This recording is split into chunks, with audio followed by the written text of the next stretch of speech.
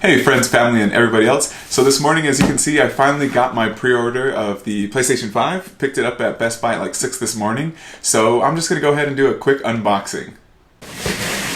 And of course, it is a gigantic box, as you've probably already seen online and as we've come to expect, since it's a huge PlayStation, the biggest of all time.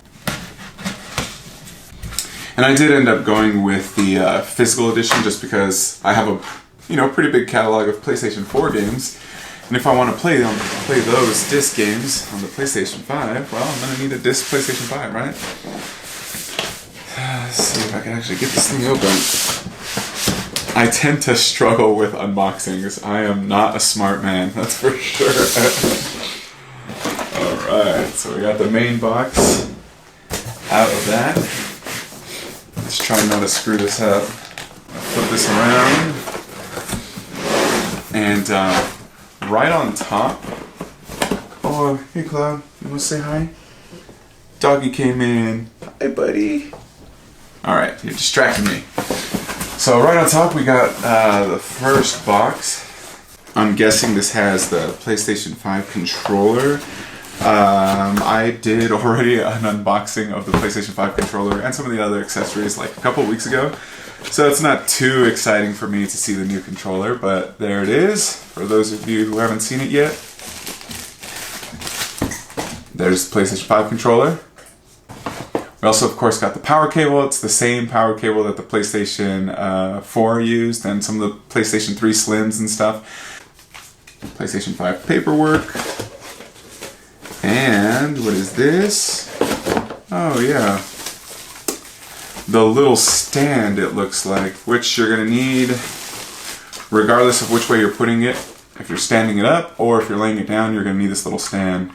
And so I already know that I can spin this one way or the other. And there's a little screw in there. HDMI cable. And then of course we also have the USB-C, so for charging the controllers and a bunch of the other accessories. So that's all good and fun, but let's get to the main course. What I really want, what everybody really wants, is the enormous, oh my god, I can tell this thing's huge. Let me get rid of this box. Don't care about that anymore.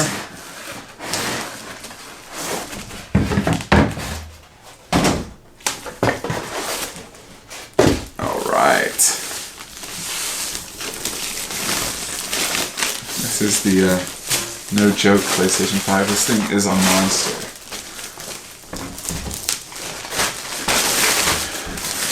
Whoa. Oh my god. Alright.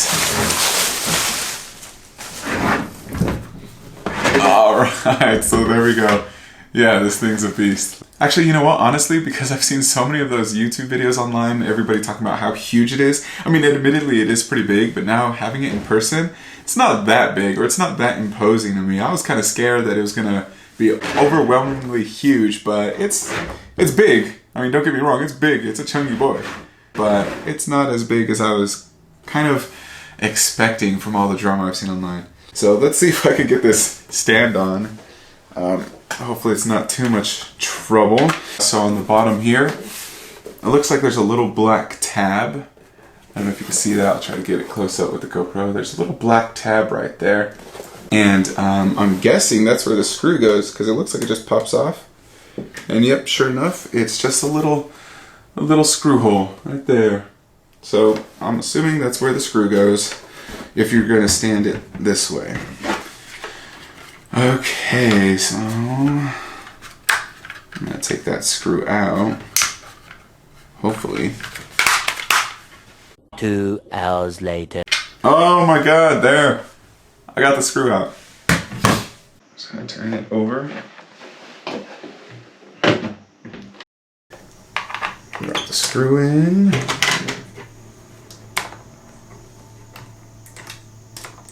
Alright guys, I finally got the stand on, and there we go. Whoa! Yeah, that is one big boy.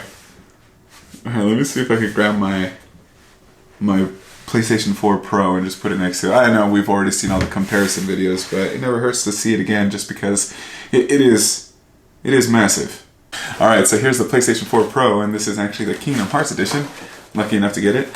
Yeah, just look at that. And of course the stand makes it a little bit taller too, so it just makes it a little bit worse for comparison. Let's see. Yeah, I mean, it's not even close. This thing's just huge. Now I just need to get it all set up and turned on and download everything that I need to download. I also ended up picking up Spider-Man, so I'm going to probably be playing that first and maybe even do a little bit streaming. We'll see how it goes.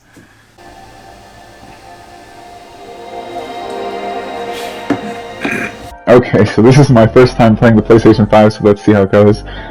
There's a controller. I'm also using the new PlayStation 5 headset, so I hope the audio is coming through. I'm also using the PlayStation 5 camera, of course, so... Adaptive trigger. Whoa!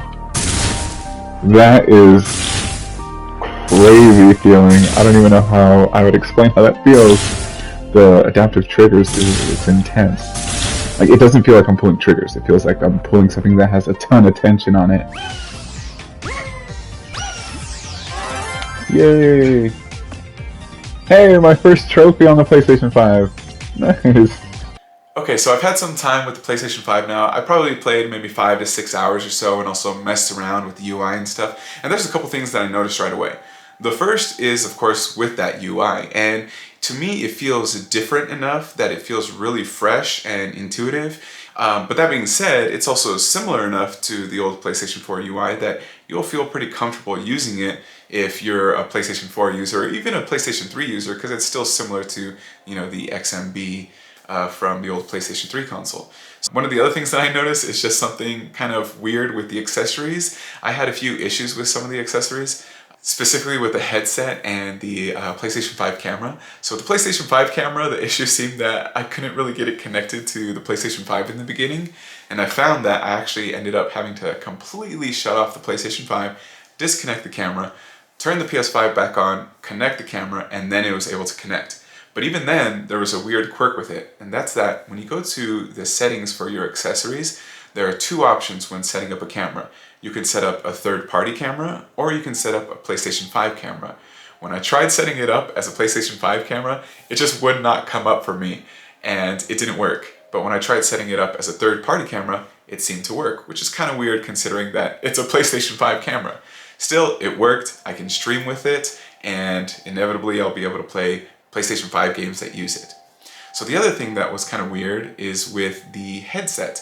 The headset works beautifully, but if you're playing a game like Astro's Playroom that needs you to do weird things like blowing into the controller's microphone, it's not going to work for you because once you got the headset on, it's using the microphone that's on the headset. So anytime I got to a part in the game that required me to blow onto the controller, I had to turn off the headset just to blow onto the controller, and then I could turn it back on, turn the headset back on. I did notice that there's not a quick resume with the PlayStation 5 like there is with the new Xbox Series X, so that's a little bit of a downer, but still, switching from one game to another is pretty fast just because that solid state drive is really, really fast. It's not going to be as smooth of a transition as with the Xbox is, but I don't think that that's a really big issue because usually with games, you're not really going to be jumping back and forth into games pretty quickly like that. You're just going to stick to one game for a couple hours. At least that's how I play, right? I jump into Call of Duty or into Spider-Man, and I'm playing for a couple hours before I decide to switch to another game. So I'm not really going to have issues or complaints about the quick resume. For those of you who want it and really like the quick resume feature that the Xbox has, hopefully the PlayStation 5 will introduce that in a near, firmware update. Now, aside from the solid state drive, the weird issues that I had with the accessories and of course the new UI, one of the other things that I really noticed right away is the PlayStation 5 controller. Now, when that DualSense controller is in your hand, it doesn't feel all that different from any other controller or the PlayStation 4 controller. But once you're playing a game with it, that's where things get pretty impressive. Now, with the Spider-Man game, it was they did take advantage of the adaptive triggers and of the rumbling, but it wasn't that impressive. But once you're playing Astro's Playroom with that controller, what it can do is actually pretty impressive. And I think a big part of it is the fact that the developers really took advantage of the controller, both the adaptive triggers, the rumbling, and the sound, the little speaker that's in the controller. Because what you'll have is certain sounds coming out of the controller along with the rumbling and the tension that you feel in the triggers. And so certain things like maybe walking into the wind can feel really immersive when you hear the sound of the wind coming through the speaker on your controller, but you also feel the resistance of the wind against you, on the controller. It's kind of difficult to explain, and it really is one of those things where you just need to experience it in order to understand what I'm talking about. And also, I'm just not very good with words, so that's probably another issue there. But like I said, it's pretty impressive the things that they can do. I will say that with Astro's Playroom, that's a game that was really developed specifically to take advantage of all the PlayStation 5 features and the controller features. So we may not have that with all the other PlayStation 5 games, especially if these games are being developed by third-party companies for, all consoles or all systems and PCs and things like that. That being said, if game developers do choose to take advantage of that the DualSense has to offer, I think that there's going to be a pretty bright future for the PlayStation 5. So now that you've had that quick spiel, I'm going to go ahead and turn off this camera because I'm going to go and jump into this game and start playing for another 5 to 6 hours.